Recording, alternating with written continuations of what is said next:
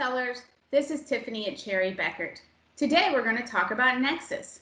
I get a lot of questions about Nexus. Sellers want to know, what is Nexus? Do I have Nexus? And if I do, what do I do about it? Well, first, let's define Nexus.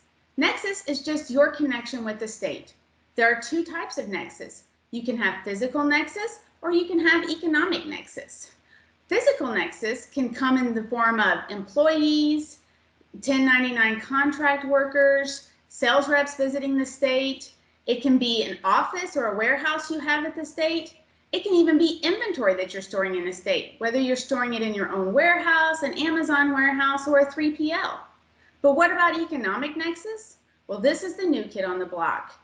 Economic Nexus came around in June 2018 when the Supreme Court handed down a decision saying that states could pass Economic Nexus laws that required sellers, if they met those thresholds, to collect and remit sales tax for them.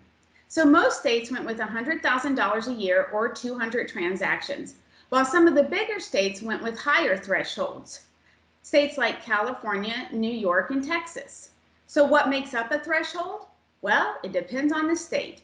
Some states will include retail and wholesale transactions, while other states only count retail. Some states will count marketplace transactions and non-marketplace transactions, while other states say that you don't have to count the marketplace transactions.